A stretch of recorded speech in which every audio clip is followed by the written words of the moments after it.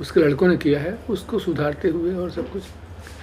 उसका ये होता है, टोटल मामला बनता है क्या कि जो एक बार हम जिंदगी में जी लेते हैं, एक बार मान लीजिए हम चले आए रास्ते से, इसके बाद क्या हुआ कि ना,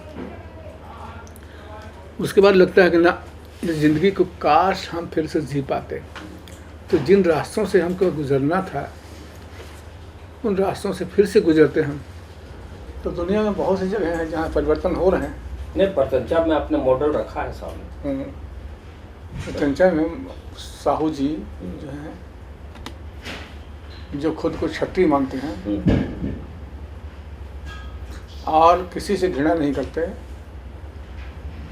और अकेले उसमें सो रहे हैं, उसमें तख्ता पर देखे हैं, तख्ता पर अकेले सोते हैं और उसके बाद हवाएं आती हैं, सर चली जाती हैं और उनको कोई गम नहीं है, क्योंकि उन्होंने कोई गलत काम किया नहीं। वर्ण संघर्ष और वर्ग संघर्ष का जो भाव का अभी देख रहे हैं भाई साहब, मणिपुर में देख रहे हैं क्या हो रहा है मणिपुर में। वर्ण संघर्ष, वर्ण संघर्ष है और वो ख़त्म होने वाला नहीं है। जब तक जातिवाद को आप ख़त्म नहीं कर देंगे जी, तब तक कहीं ना कहीं सिनगाई रह जाएगी ना, तो वही करती रहेगी। सबसे गर्हित चीज़ अगर कोई है, मेरा अपना मानना है, तो दो चीज़ें हैं, एक धर्म, एक जाति। अगर भारतवर्ष को आपको सुधारना है तो इनको बिना इनका शिरच्छेद किए हुए, हालांकि ये यूटोपिया है क्योंकि संभव नहीं है। जाति समस्या पर ही एक सवाल और, मुझे पहचानो उपन्यास में सावित्री कुंवर निम्न जाति की है और लाल साहब से प्रेम विवाह करती है अपनी शर्तों पर, और कालांतर में लाल साहब की हत्या हो जाती है। सावित्री कुंवर जो है इसी तरह से बच जाती है सौभाग्य से, और एक मछुआरे के घर में छिप कर रहती है और अपनी समाधि पर पूजा करने की आती है।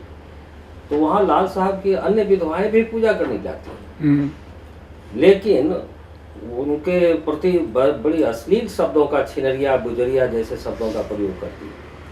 वो लाल साहब की जो सवर्ण, आपने पहले उपन्यास पढ़ा है ढंग से? जी जी जी। नहीं पढ़ा है? अच्छा, नहीं पढ़ा है तो आप पढ़ा दीजिए। अब क्या पढ़ाएं? रह गई छिनरिया छानी पर चढ़ गई गुजरिया पर, ऐसे करके है। अच्छा। वो जो है ना, दो ठो महालंठ है, दोनों दो ठो महालंठ हैं, ये दोनों इस पर ढोलक लेते हैं और बजाते हुए चलते हैं और इसके बाद गाते हुए चलते हैं। यही तो है ना उसमें। नहीं तो वही एक औरत जो है, अरे यही नहीं करते दूसरी हैं, औरत के प्रति घृणा कर रही है। कितनी घृणा चाहते हैं। तो जाति यहाँ पर मुख्य आ जाता है। एक औरत को औरत के प्रति सहानुभूति होनी चाहिए ना। राजन जी ने कहा था कि औरत की औरत की दुश्मन होती है, और यहाँ भी दुश्मन दिख रही है। एकदम सही है ना, वहाँ जाति आड़े आ रही है, जबकि आधी आबादी अभी भी दलित वर्ग की वो कुछ भी हो, ठकुराइन जो हैं या ब्राह्मणी जो हैं, वो किसी भी चमाइन को वो गाली देंगे ही, इज्जत नहीं दे सकती, इज्जत नहीं दे सकती हैं। यही सवाल था मेरा। इसलिए कहा उनका जाति, वर्ण, लिंग, तीन ठो ये होता है। लिंग वहाँ पर भी उसी तरह का है, मामला गड़बड़ है। और दादा, अगर आपको भारतवर्ष को ये रेक्टिफाई करना है तो महात्मा फूले, सावित्रीबाई फूले, जो उपन्यास में लिख रहा हूँ। हाँ, यही तो पूछना था मेरे को, आजकल क्या लिख रहे हैं। तो उसको करना पड़ेगा, उसको लिखने में मेरे सारे मित्र मेरा सहयोग करें। मैं बोलता जाऊँ, वो लिखते जाएँ। मेरा जो ये है 3-4 उपन्यास है ना, रह गई दिशाएं इसी पार, एक, और एक ये कौन सा, सावित्रीबाई फुले, सावित्री फुले, और ये मुझे पहचानो, मुझे पहचानो। मुझे पहचानो में तो सीधे सीधे वो कहता है लास्ट में कि तब से लेकर के राजा राम मोहन राय के पहले से लेकर के अब तक जितनी औरतों की हत्या हुई है, औरत होने के नाते सबकी हत्या हुई है, सबका DNA एक है। पहचानो इन्हें, ये कोई और नहीं है, ये हमारी ही बहन बेटियां और ये है। और इसके बाद मुझे पहचान पा रहे हो, पहचान पा रहे हो, तो एकदम से सन्नाटा वहाँ ये हो गया है। आप इसको, ये उपन्यास हमारा बहुत ही अच्छा है। मैंने सारे उपन्यास जो लिखा है अपने मुंह से प्रशंसा नहीं करनी चाहिए, है ना। लेकिन ये सच है कि आपने क्वालिटी में भी अच्छा लिखा, क्वांटिटी में भी अच्छा लिखा, इसको स्वीकार करना चाहिए, और नहीं तो करेंगे लोग। कहा था ना बलराम ने कि संजीव का हराता हुआ साहित्य का सागर आ रहा है, लोग स्वीकार कर रहे हैं, करेंगे, और नहीं करेंगे तो संजीव का कुछ कब, किस जमाने में कहा था? किस जमाने में? चर्चा पत्रिका में मैंने पढ़ी थी अपना। किस जमाने में? वही तो कर रहा हूँ, वही बलराम। अब ये हर्राते में खुद बह गया, खुद बह गया वो। अच्छा, बलराम जी को जाने दीजिए, आप मुझे बताइए कि राजेंद्र यादव के साथ आप यहाँ कार्यकारी संपादक रहे हैं, बहुत दिनों तक संग साथ रहा है। हाँ। तो अपने उन दिनों के अनुभवों को शेयर। हाँ, ये बोल सकते हैं। पहली बात तो ये है, उसके शेयर करने के पहले, कि आप मेरे जो बाद मैंने छोटे छोटे उपन्यास लिखना शुरू किए, छोटे छोटे उपन्यास, मैंने जिनकी 100-125 से, और यहाँ अनुभव ये नहीं, कमरा वो था उधर, उसमें मैं बैठता था, राजेंद्र जी वहाँ बैठते थे, एकदम पलंजर आता था, इतनी रचनाएं आती थी 30-40, और ये सब मिला के, चिट्ठियाँ उठियाँ मिला के लगभग 70-80 से कम नहीं। अनुभव का क्षेत्र इतना था कि बाप रे, एक से एक मुझे बहुत खटना पड़ता था, और मैं चाहता नहीं था। मतभेद भी होता था दोनों में, बहुत मतभेद होता था, सेक्स वाले मामले पे बहुत मतभेद होता था। हम कहे थे ऐसा नहीं होगा, बोले नहीं ऐसे ही होगा, एकदम से।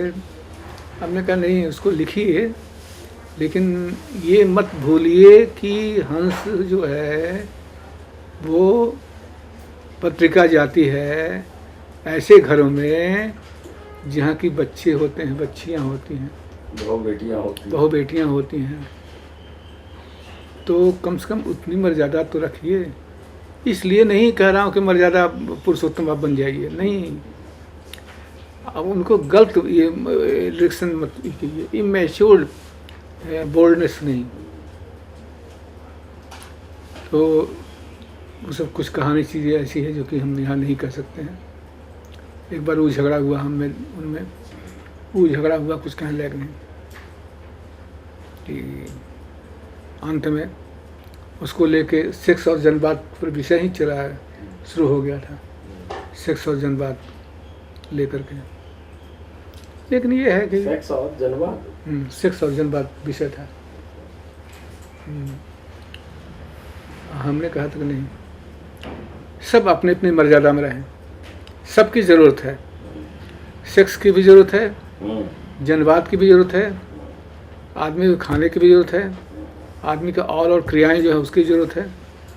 लेकिन हम अंधे तो नहीं हो सकते ना। अगर हम देखिए, सामाजिक कंडीशनिंग, सोशल कंडीशनिंग, सामाजिक क्या शर्तें के अनुरूप चलता है ये समाज। आज ये चीज़ गलत है तो गलत मानी जाएगी, धीरे धीरे बदलेगी, कल उसको बदल दिया जाएगा। महेंद्र मिश्र उपन्यास के बारे में आपकी क्या राय है? उस पर चर्चा नहीं। महेंद्र मिश्र महेंद्र बयार पूर्वी बयार, हाँ उसका नाम है। महेंद्र मिश्र को वो रसिक आदमी थे, उनको चूंकि ब्राह्मण थे इसलिए ब्राह्मणों ने कहा कि नहीं नहीं, क्रांतिकारी आदमी थे। एक रसिक को क्रांतिकारी बनाने के लिए जितना था उन्होंने किया अपना, मैंने नहीं किया। और यहाँ तक कि हिंदी के जितने थे दिग्गज लोग वो सब वहाँ ब्राह्मण हो गए, समझ रहे ना, सब ब्राह्मण हो गए। तो मैंने समझा कि जातिवाद की जड़ें कहाँ तक हैं। बाप रे, आती हो गई। जातिवाद एकदम पांव तोड़ के बैठा हुआ है, कभी नहीं जा सकता। अगर चला गया जातिवाद तो फिर और कोई समस्या रखी नहीं जाएगी, बहुत सारी समस्याओं का निराकरण हो जाएगा। यानी एक तरह से 30 to 40% भी है। और हमको लगता था कि अभी जातिवाद जो है ब्राह्मणवाद का ही देन है, लेकिन जितनी भी जातियां हैं हर जाति अपना छद्म असली या नकली एक नायक खड़ा करके अपने को जो है पुनर्सृजित करने की कोशिश कर रहा है, एकदम, है ना। हर जाति में ये होड़ लगी हुई है। अपने को एलिवेट करने का कोई करेगा ना भाई, उपाय है कि हम भी महान थे। तब तो क्या लग रहा है कि इससे जाति व्यवस्था खत्म होगी या बढ़ेगी? बढ़ेगी। हाँ, तो जाति व्यवस्था खत्म, जाति जाति हटाए। पर हम लोग जो थोड़ा बहुत कर रहे हैं कोशिश, क्या करेंगे, कितने दिन तक करेंगे? मर तो जाना ही है, सबको मर जाना है। आपसे में झगड़ के मर जाएंगे यदुवंशी क्षत्रियों की तरह। वहाँ भी देखिए क्या है, आज हिंद पढ़ रहे थे, अवधेश प्रधान ने एक लिखा है, बहुत इम्पोर्टेंट है जो लिखा है। कहा कि क्या मजाक है कि एक आदमी जो यादव है और 2 आदमी यादव है, तो आके कहते हैं इन लोगों से, जो नाई हैं उनसे कहते हैं कि महाराज क्या है कीजिएगा, हाँ? हम लोगों के उसमें जात में भगवान तो है ही है। हमारी जात में भगवान है, कृष्ण जी हैं, बलराम जी हैं, सबसे भगवान है। हाँ, तुम्हारी जात में भगवान है कोई नहीं ना है, तो तुम्हारी बराबरी कैसे कर सकते हो? हाँ, तो